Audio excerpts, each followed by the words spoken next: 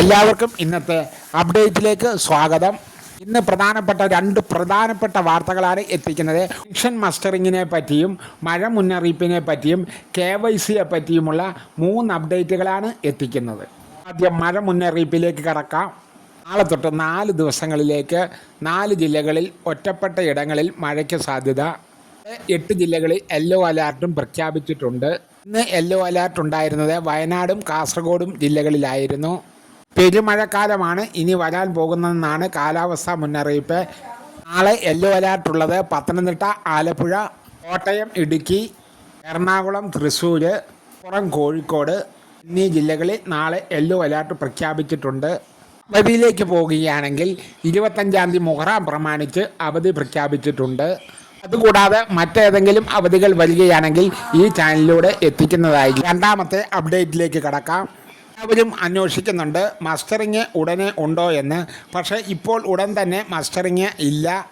കാരണം മഴക്കാലമായതിനാൽ ഈ സമയത്ത് ആൾക്കാരെ ദുരിതത്തിലാഴ്ത്തുവാൻ ഗവൺമെൻറ് മിനക്കെടില്ല. ജാതി അങ്ങനെയുള്ള കാര്യങ്ങളൊക്കെ നിലനിൽക്കുന്ന അതിലാണ് സർക്കാർ കൂടുതൽ ശ്രദ്ധ പതിക്കുകയുള്ളൂ. അതുകൊണ്ട് മഴക്കാലത്തിന് ശേഷം മാത്രമേ മസ്റ്ററിങ് ഉണ്ടാകുകയുള്ളൂ. വിധവാ പെൻഷൻ വാങ്ങുന്നവർക്ക് വരുമാന സർട്ടിഫിക്കറ്റ് സമർപ്പിക്കേണ്ടതുണ്ട്. ഇപ്പോൾ വരുമാന സർട്ടിഫിക്കറ്റ് സമർപ്പിക്കേണ്ടത് നേരത്തെ വരുമാന സർട്ടിഫിക്കറ്റ് സമർപ്പിക്കാത്തവർ മാത്രം മതി. ഇപ്പോൾ ഇനി മസ്റ്ററിങ്ങിന് ശേഷം വരുമാന സർട്ടിഫിക്കറ്റ് സമർപ്പിക്കാനുള്ള ഓർഡർ ചിലപ്പോൾ വന്നേക്കാം. എന്നാൽ ബോണസ് അപ്ഡേറ്റിലേക്ക് കടക്കാം. PM കിസാന്റെ 23-ാം ഗഡു എത്തിയിരിക്കുന്നു. 2019 ഫെബ്രുവരി 24-ന് ആരംഭിച്ച പദ്ധതിയാണ് പ്രധാനമന്ത്രി കിസാൻ സമ്മാൻ നിധി. അത് എല്ലാവർക്കും അറിയാമല്ലോ.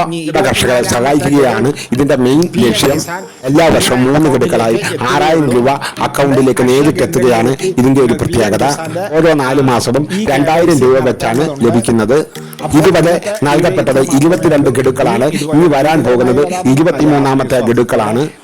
ഏറെ നാൾ കാത്തിരുന്ന